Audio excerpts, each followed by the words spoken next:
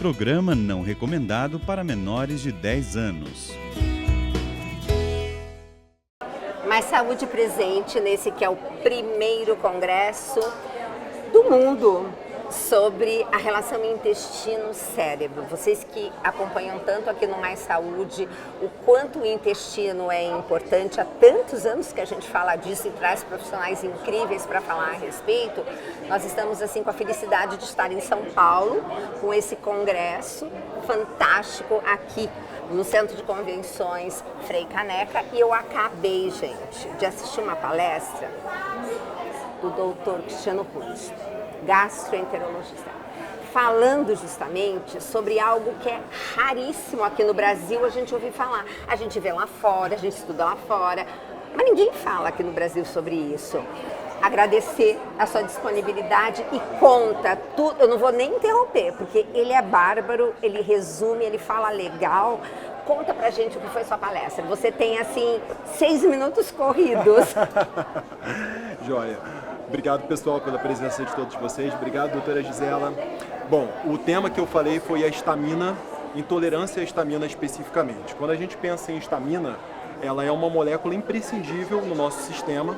A própria literatura diz que a literatura científica especificamente diz que a histamina ela circula por todo o corpo e, de fato, para que ela exerça a sua função biológica, ela se encaixa em determinados receptores, mais ou menos como se fosse uma tomada e o seu plug, efetivamente. E para que a histamina ela consiga desempenhar a sua função, ela precisa encaixar nesses plugs. Nós temos 4 tipos reconhecidos de receptores para essa histamina, efetivamente, e em cada local em que ela se encaixar, ela terá uma função específica. A grande verdade é que a histamina, apesar dela ser uma molécula imprescindível, quando ela em quantidade muito grande no nosso sistema, ela vai levar, como tudo, a um desequilíbrio. E a grande questão da intolerância à histamina é que ela é uma entidade que eu costumo dizer que ela está em conhecimento. A gente está literalmente trocando a roda do carro enquanto ele está andando, porque nós estamos conhecendo agora efetivamente o que é a intolerância à histamina e desenhando os critérios que definem diagnóstico. Por exemplo, como nós falamos de questões de saúde que envolvam intolerâncias alimentares e a gente pensa, por exemplo, na doença celíaca, né? Um problema que o paciente tem relacionado à ingestão com glúten, nós não temos esses mesmos parâmetros, esses mesmos critérios diagnósticos quando falamos de intolerância à histamina. Então a grande verdade é que o nosso conhecimento acerca dela vem aumentando. O fato é, a intolerância à histamina ela parece preencher determinadas lacunas que nós não conseguimos responder. Então, por exemplo, na sua prática, na nutrição, muitas vezes o paciente tem um protocolo alimentar personalizado, individualizado e eventualmente tem uma intolerância alimentar. E no final das contas a histamina ela parece ser um player, um jogador importante nessa história, justificando a presença de determinados sintomas que classicamente não eram reconhecidos. Esse que é o ponto.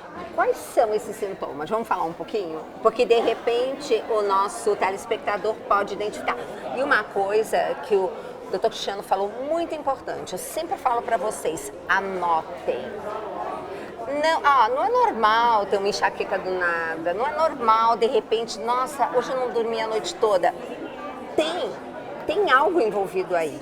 E olha o que o Dr. Cristiano falou da importância do paciente relatar determinados sinais e sintomas.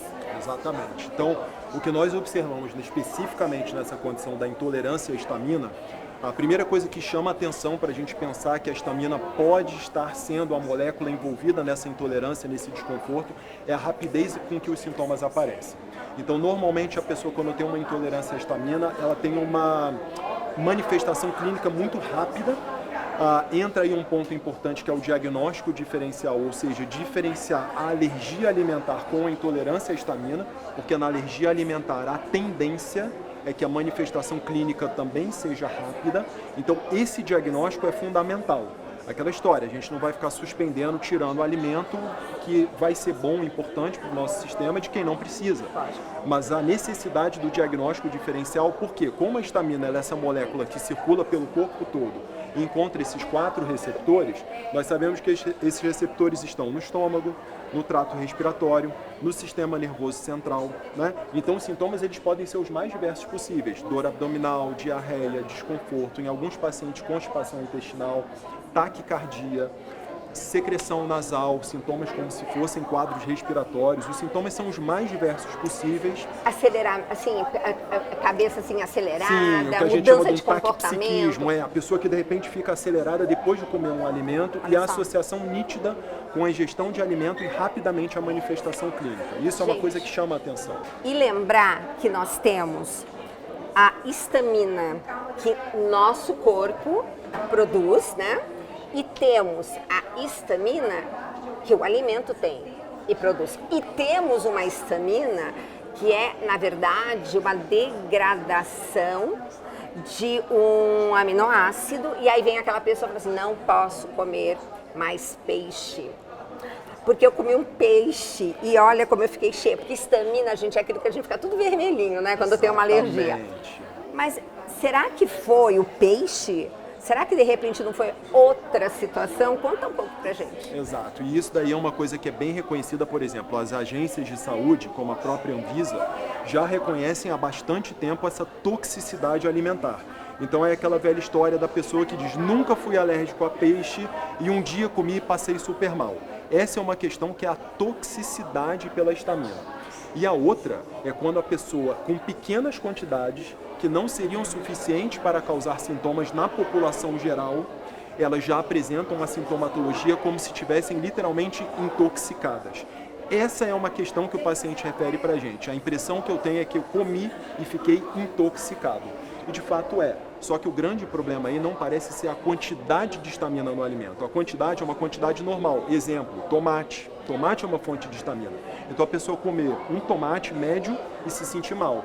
O problema é a incapacidade da pessoa de adequadamente metabolizar aquela histamina. Então, no final das contas, a gente tem uma situação em que existe uma incompatibilidade com aquilo que foi ingerido e a capacidade da pessoa metabolizar. E o problema não parece ser o quanto a pessoa ingere, e sim como ela metaboliza aquele pouco que ela ingere. Gente, é tão interessante e é um tema assim que eu venho estudando, aliás, nós nutricionistas, né, em parceria com vocês, estamos estudando principalmente, eu comecei a estudar por conta de enxaqueca, porque, gente, a octopamina, né, do cítrico, mas você tira, a criatura continua com enxaqueca e você faz, mas é enxaqueca mitocondrial, nada dá conta, quando a gente vai ver, pode ser a histamina. É verdade. O que é, assim, para você, algo indispensável para que esse paciente observe melhor e ajude o seu médico, né, ou a sua nutricionista a ajudá-lo, né? Sim. Uma coisa que é fundamental e indispensável, principalmente quando a gente pensa nos princípios de medicina funcional e de nutrição funcional, que é o buscar a causa, buscar os porquês dos problemas. Então a primeira coisa é que nós não temos nenhum critério diagnóstico. Eu vou lá coletar um sangue e ali vai vir o resultado.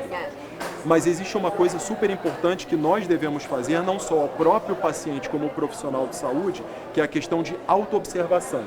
Então a pessoa se auto-observar, perceber os efeitos que o alimento causam no seu sistema e o próprio profissional de saúde conseguir fazer essa associação da presença de sintomas associados em relação a uma questão importante que é a temporalidade. Quando a gente fala de determinados alimentos causarem desconforto, uma coisa que chama a atenção na intolerância à histamina e que chama a atenção também na própria alergia é o tempo de incidência do sintoma. Então, quando a gente fala de intolerância à histamina especificamente, são 15 minutos até 4 horas, ou seja, uma janela curta de tempo. Exatamente. Exatamente, importantíssimo. Bem, não se preocupem, porque o doutor Cristiano Rude voltará, só que lá no estúdio. A Priscila, a minha nova diretora do programa Mais Saúde, já está incumbida de estar lá com o telefone do consultório, celular, tudo dele, porque, gente, providência ou coincidência? Ele mora na Vila Mariana, ele trabalha na Vila Mariana, dá para ir a pé até a TV Canção Nova. Então, nós vamos fazer uma série maravilhosa, nós vamos organizar essa pauta para você poder ter cada vez mais saúde na sua vida. E é o que Deus quer, muita vida e em abundância. Obrigada, Cristiano. Deus abençoe, Amém. Abençoe seu talento, seu dom. E que você continue assim, tendo esses ouvidos maravilhosos para tudo que o Espírito Santo soprar. Amém, eu recebo, em nome de Jesus. Amém. Amém.